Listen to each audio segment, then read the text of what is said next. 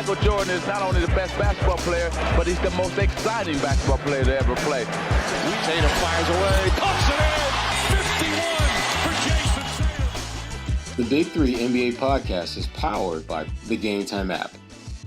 Hey folks, and welcome to another edition of the Big Three NBA podcast. I'm your host, Sherrod Blakely, and we kind of mixed things up a little bit. Kwani's got a relatively full plate. Gary is somewhere eating croissants or baguettes or something in Paris. So we have upgraded in the meantime. We're going with Bobby Manning of CLNS Media. Hey, Bobby, what's going on? I don't know if I'm an upgrade, but I'll fill in here just like Tatum will on Wednesday against South Sudan. I'll step into the lineup. Wow, exactly. And bringing an all-star into the mix. I'm glad that is what we call, folks, a segue. That's actually the first thing I wanted to talk to you about. And Bobby, for those who have been under a Celtics rock and don't know what's going on the last couple of weeks, Jayson Tatum, member of Team USA, received the first and hopefully last DNP CD, did not play coach's decision in the Team USA's victory over Serbia. And it raised a lot of eyebrows because the first thing most of us thought was maybe Tatum's hurt. And he told our friend Gary Washburn, no, I'm good. And then Steve Kerr explained his rationale behind why Tatum did not play, citing that Kevin Durant was making his first game back and he wanted to give him, a nice bit of latitude to play. But that explanation did not sit well with many Celtics fans and non-Celtics fans. What was your take on just the reasoning behind no Jayson Tatum in that first game, Bobby? I was surprised to see him sit. I wasn't stunned his role got marginalized in some way, though. We talked about it going into the game, Sherrod. What's his role on this roster? Where's he going to fit in? How often will he fit in? Because they tried everybody effectively in the exhibitions, but you knew they were going to have to cut it down at some point. Seeing him not play at all was the stunner, and we'll see how it goes going forward. Obviously, Kerr said at this point he's going to get involved in the next game here due to the matchups. I understand going bigger against Serbia, and it worked, Sherrod, which is the one thing you can look at. I know Kerr's getting a lot of criticism, but it worked. It was their most dominant effort yet. It was their most effective, and they gave everybody a chance in the exhibition slate leading up to it. Halliburton obviously didn't shoot well. Tatum didn't shoot many jump shots at all, and he didn't make one until his final exhibition, mid-ranger in that game, and 0 for 6 from 3. So I looked at his role going into this and was like, all right, this is kind of weird. And then, of course, Kevin Durant comes back, and that one's a slam dunk. And you look at what he did in that game. He was outstanding. So this is going to be on Tatum. I do think it was a little bit of an embarrassment to have him sitting on the bench the whole game, and obviously his stature is something above that. But you look at it and say, all right, where's he fit in? And I do actually have to throw at you, Sherrod. Devin Booker looked pretty good. He was pretty good in that role. So it's tough for me to kill Kerr for what he did. Did he put Tatum in a tough position visually? Yes. But he said they talked it out. He said Tatum received it well, and it worked. So let's see how it goes against Sudan with him in the lineup there. There's a world where it could go the other direction, and they don't look as good now that they're taking someone else out of the fold and putting Tatum in there. But, and again, I'm going to hold Steve Kerr to his words that this was a one-time only thing, it was a one-offer, and he is looking at the best matchups relative to who they're playing. And you're right, it worked absolutely, about as well as you would want it to. But here's the thing, Bobby. You won by 26 points. This game was not close. And there's a point in the second half where you clearly have control of this thing. And to me, even if you're right, there's definitely going to be guys whose minutes will be reduced. But how many games do you really play in the NBA where you win by 26 points and you have guys who are actively healthy enough to play don't play? You typically find, even if it's like the last 3 or 4 minutes of the game, and I don't think Tatum would have been embarrassed about coming in at that point, because then Kerr would the reasoning is that, well, we wanted to really give Kevin Durant a good run, but we also didn't want to disrespect Tatum and Halliburton. So they got in at the very end there. But we wanted them to get at least, crack a sweat in this game and go from there. It's a non-story. Tatum plays like 3 or 4 minutes. It's like, wow, we didn't know he'd play that few minutes, but it becomes a non-story. Yeah, there's certainly politics at play here. And I won't go that direction. The one I'm looking at is Embiid, because he continues to be ineffective. He continues to start for them. And I don't think it's as simple as saying, all right, Embiid goes out, Tatum goes in, or you play Tatum at center and go small, something like that. But if you're tinkering with the rotations and minutes, it feels overdue to pull back from Embiid and add to Tatum in some way. And does that put Embiid on the bench? I don't think you can go that far. But I do wonder if he was promised that spot as the starter in joining them over France. I'm sure talks like that happen in a decision like that, because he has not played great. And he is a mainstay at that spot, even though Anthony Davis, in my mind, by and large, has been the best player on the roster so far. And now you're going to have to tinker with that double big combination probably to get in there. I know Brian Windhorst was talking about Bam being the guy who would probably take a little bit of a backseat if Tatum's back in the rotation here. You could have played Tatum over Derek White. And that's the other thing I find interesting here is as much frustration and as much anger as there is from Celtics fans toward Tatum's situation, you look at the role Drew and White are being afforded right now. Holiday a starter, White a big piece of the bench in that first game, and those guys were incredible. And I think it affirms their value, their standing around the league to the level of which you could say Celtics might have the best backcourt in the NBA, or at least the most impactful, with how they're looking in this setting against the competition they're going against here. The way they're able to impact the game with so few shots, with so little ball time, it's amazing to me. And I would actually focus on that over Tatum's situation because, in the context of the Celtics, Sherrod, he's going to be the guy. He can lead that team to a championship, and they're going to continue to be dominant here. And sure, does he end up behind Tatum or behind LeBron, behind Durant, behind Curry, guys like that in the hierarchy here? Yeah, for now. So he might have to take a back seat this Olympics, but when all those guys take a seat in 4 years, it's going to be Edwards, it's going to be Tatum, it's going to be guys like that, Booker, who are the faces of this roster. And when that time comes, Tatum's going to be the face of that, in my mind. So this is all about sacrifice. And Tatum started this Olympic slate saying, we're all going to have to sacrifice. Did he realize he'd be on the bench playing 0 minutes? Probably not.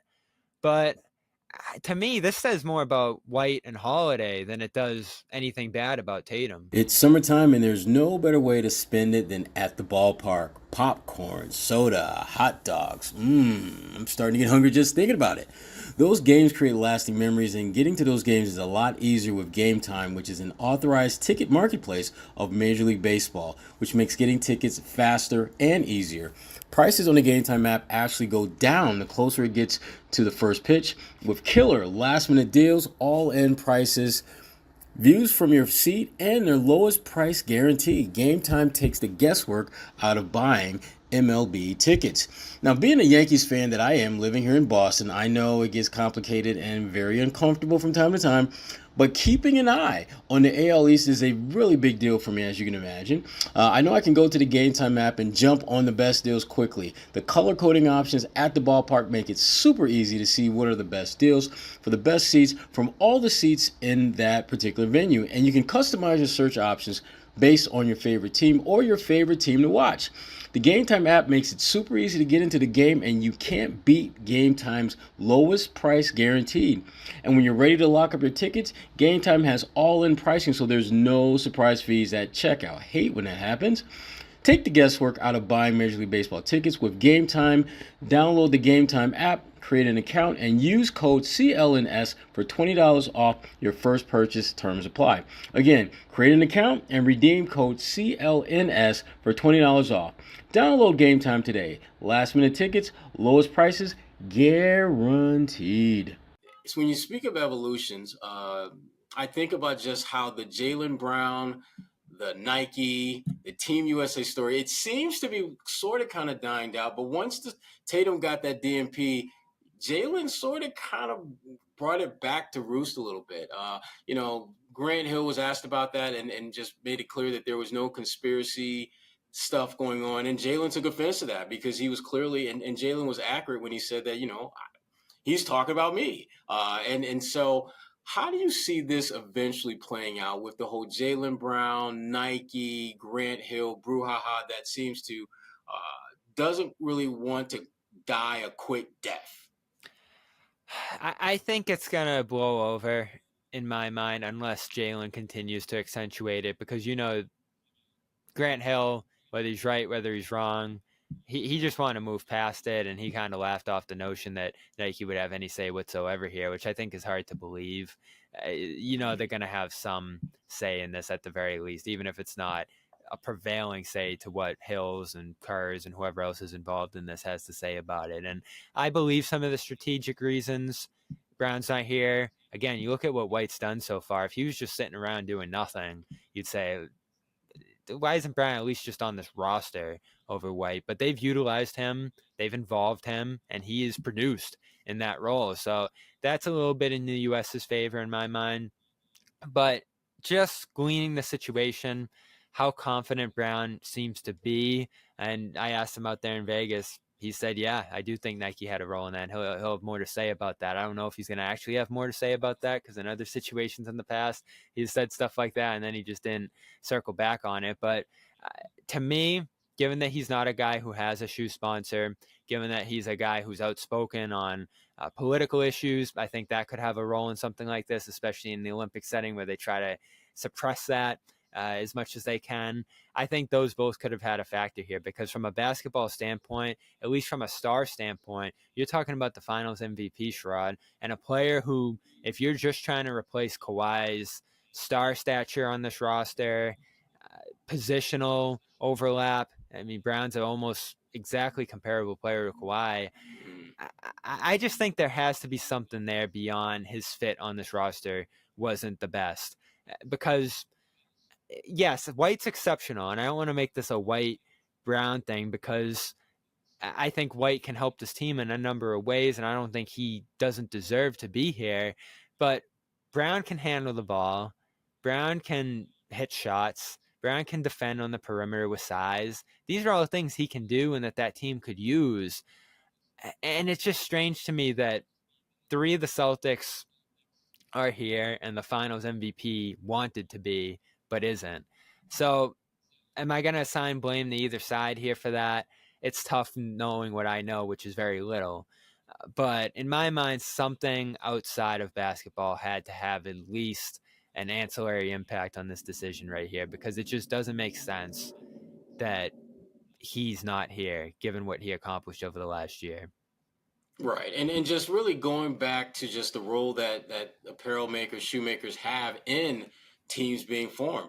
It's not unusual for some guys to not be on teams because they're not affiliated with a particular shoe company, or that particular shoe company that's sponsoring the event doesn't feel a certain way about them, to where they are going to embrace them and be part of what's going on. So that is not unusual.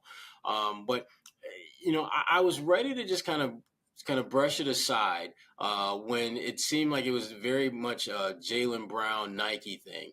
But when something like Tatum being benched comes right after Tatum supports Brown, and Tatum has never been benched in anything, it does have this kind of icky feeling that there's something going on in this whole Jaylen Brown Celtics discourse that has nothing to do with ability and everything to do with an agenda that we are not privy to. And, it's not a good feeling for the NBA, and it's not a good look when, if we're being honest and we're being candid about this, you may be good enough to win a gold medal for Team USA, but did you bring the best fit players for this roster? And you're right. I mean, when you look at the things that Kawhi Leonard brings to the table, and you look at the things that Jaylen Brown brings to the table, there is a much more accurate one player for one player match than Derek White for Kawhi Leonard. If this were like, if we were doing like an Ancestry.com type of compare and contrast, Jaylen Brown would be a closer relative to Kawhi Leonard than Derek White, simply because of the way he plays, the way he's built, his approach to the game. It's much more Kawhi Leonard-like than Derek White. And to your point, Bobby, I don't want people to think that this is a crap on Derek White episode, because it's not. We love Derek White. He's been great for them so far. Yes, he has done exactly like we talked about earlier. He has been able to maximize any and every opportunity he gets to make an impact while he's on the floor. And that is a great thing to see. And Team USA needs that. But that being said, it feels as though Jaylen Brown has done everything he's been asked to do to position himself to be a part of a team like this. And for him to not have that opportunity, it just feels wrong. I mean, it feels wrong that on the absolute biggest and brightest stages of your NBA career, not only did you play well, you played better than anyone else on the floor. And when you look at the guys that he outperformed, I mean, forget about your teammates like Tatum and Drew Holiday. You outplayed Luka, who is a guy that most people agree is like a once in a generation type of talent. When you look at how young he is, you look at how incredibly talented he is, and Jaylen Brown clearly outplayed him. Kyrie Irving, another future Hall of Famer, clearly outplayed him. And yet, at the end of the day, you're on the outside looking in for Team USA, and to add insult to top of insult, you replaced him with a teammate who is a good player and is a very good player and an impactful player. But if you had one roster spot in the NBA to fill, and you had to choose between Jaylen Brown and Derek White, most teams are going to take Jaylen Brown. And that's no knock against Derek White. It's just that Jaylen Brown brings a little bit more to the table as an all-around player. It just feels wrong that Jaylen Brown isn't on Team USA. No matter how many games they win, no matter how well Derek White plays, something is going to feel wrong about this until we get a clear sense and get more transparency as to why Jaylen wasn't on the team. To say that they just wanted to go with Derek White instead of Jaylen Brown, that does not seem to add up the way I think Team USA wants it to add up to the general public. Yeah, and they're in a difficult position too, because it's 12 guys. There's so many that you can pick, and I do give them that benefit of the doubt there. But time's going to tell here. Is this a team that's going to go down as one of the most dominant ever? They have the pieces here too. I think that they were correct to try to make this more of a team, and the guards look like they're going to allow them to be that. White's been so effective with the second unit. Holiday's been out of this world. I think you could argue he's been the third most impactful player in this roster besides LeBron and Davis in total. So his run continues to look great here. And if they roll with what they've done so far, I don't think there's going to be a lot of noise about what went down. But if they continue to have these rotation, personality type of issues here, I don't think there's one team that stands out to me that could beat them, Sherrod, but they could certainly beat themselves. And there's enough that's gone on so far. Close calls against two teams in the exhibitions, this fallout from a great win, that makes you say, all right, is Kerr going to be able to manage this roster, these personalities? And I'm interested to see what it looks like against South Sudan, because at this point, when Kerr has to say, all right, I'm going to get Tatum in there next game, someone else has to come out. And how's that person going to react to that? Does the game go as well as the first game? Then all of a sudden, every single game from that point on, you have a situation to handle if you're Kerr there, and we'll see if they're capable of managing that, because if they lose, Sherrod, as you know, that's when the whole basketball world starts to look at them and go, should Jaylen have been there? Was this the best team you could have put together? Mm-hmm. What happened here, and who's going to be to blame for that? Yeah, absolutely. And I'm glad you brought that point up, because let's jump into just looking ahead to the South Sudan game. I mean, this is a game where they win on a last-second shot and a defensive stop at the other end. And I'm not even quite sure I'd call it a defensive stop. I thought it was a great look that South Sudan had at the very end that they just missed. I didn't think there was a great defense. I mean, there was a contested shot, but it wasn't the kind of contest that you felt that, yep, that had a major impact on the shot not going in. I thought he just missed a contested shot. What are you expecting from this particular game? And who do you think will be the person or player, that their minutes are going to be reduced, or they will be out of the rotation altogether if Jayson Tatum is back in the mix? It seems like Bam will be that guy, and it makes sense to have two centers in front of him. He doesn't provide much of a spacing aspect, although he did have an exhibition where he shot 3 for 5 from 3, which is something he's never done in the NBA. So I'm intrigued by how he's looking right now. He's been a good fit next to Davis in that second unit, and now you're replacing him with Tatum effectively here, who is big, who's a great rebounder, who can provide shooting at that spot. So it might be a more natural transition against a team that's more wing-oriented in South Sudan, and it might make sense and might work. So I'm interested to see how that goes. South Sudan, to me, when I look back on that game, and it was one of my favorite basketball games I've watched in recent memory, I was just so inspired, Sherrod, not only by obviously the story of South Sudan, but they played so hard. You could just see like the intensity they played with, some of the putbacks. One guy in them threw down this vicious putback slam over Davis's head. They were just willing shots in throughout. So they played over their head. I think they were 43-point underdogs in that game, and they almost won. So the way they played in that game is going to be tough to repeat from an energy standpoint, intensity. You know, the U.S. is going to be more alert to what they can do now, too, obviously. And the shot making in that game was just ridiculous. So I was looking at the line. I think it's like 23. I think the U.S. is going to be able to handle business this time around against them. And there's some exciting players on South Sudan. All of these games have been close that they've played in for the most part in different portions of these games. And they won their first game against Puerto Rico, which I think says something too. So I think this one could be close early. U.S. pulls away late. But I am looking at Tatum. Is it going to be the kind of game we saw from him in the exhibitions where he's just floating around, not taking many jump shots, just taking those cutting baskets where he can get them and trying to fit in where he can? Or is he going to be more aggressive and impactful and make a statement saying, you bench me, look at what I'm capable of when you put me back in here? That's going to be the most interesting thing to watch for me. And then, of course, Embiid's role. If he struggles another game, especially against this team who doesn't have Nikola Jokic at center on the other side, you have to start to look at switching that up if you're U.S., regardless of promises made or just expectations of roles. And that goes back to what I just said, Sherrod. Can you manage the personalities, roles, and rotations throughout this roster effectively enough if you're Kerr to make it the long route that they're going to have here going to gold? Yeah, that point that you made earlier, Bobby, you just reiterated, the whole promises made theory, which I think is very real. That's part of the problem I have with the way this team is constructed. Not so much the pieces and the parts, but the fact that basically, you're handpicked to be on this team without there being any real competition. Up to this point, if you had to start ranking their players from who's been the best to who's been the worst, Joel Embiid would be the worst.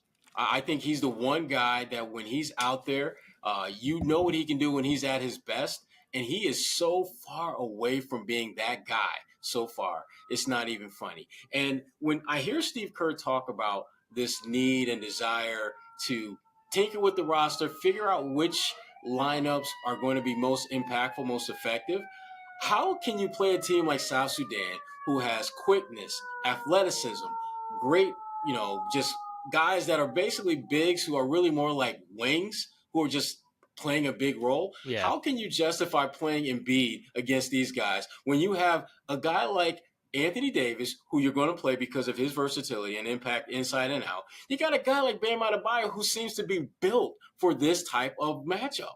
When you look at what he does from a rebounding standpoint, his ability as a defender, and his ability to just run the floor, he seems to be a much better fit for what you're looking to do. And if you're going to work Jayson Tatum into that mix, which it sounds like you are, then you've got three guys who are built in many ways like your opponent, except they're better.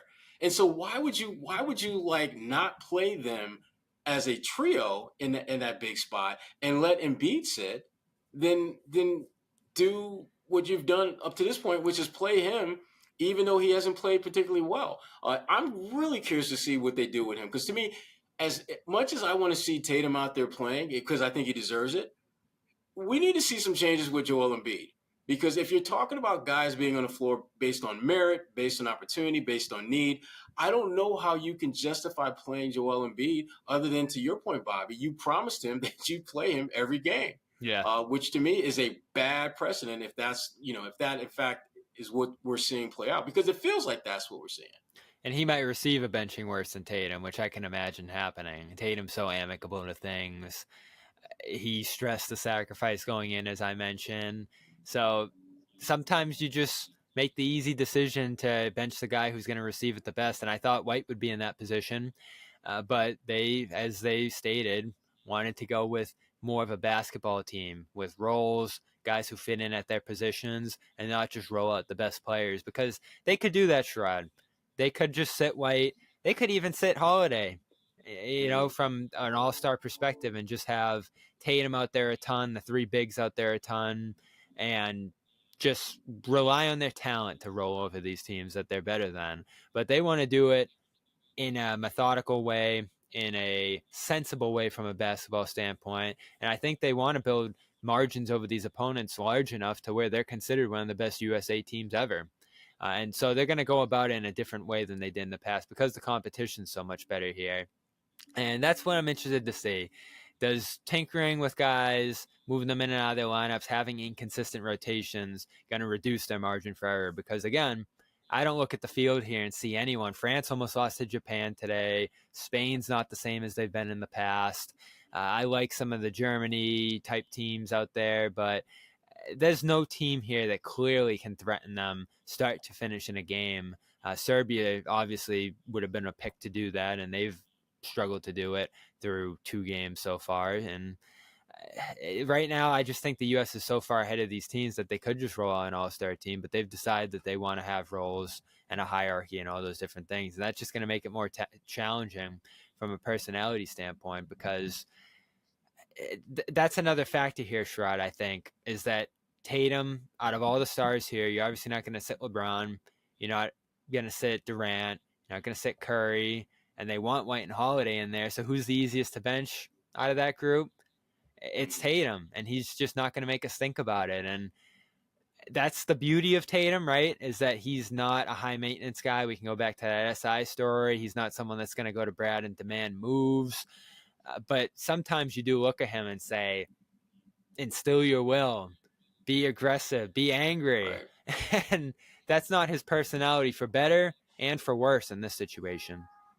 Yeah, I agree. And it's never going to change. I mean, clearly, he just won an NBA title, and he did not change in that regard. There were games where you could see that he played with a little bit more of an edge, but for the most part, what I like to see Game 3 Tatum, because Game 3s tend to be his best games, where he plays a little bit closer in terms of ability and talent and impact and aggression to what so many of us want to see, because you want to see that angry side of him.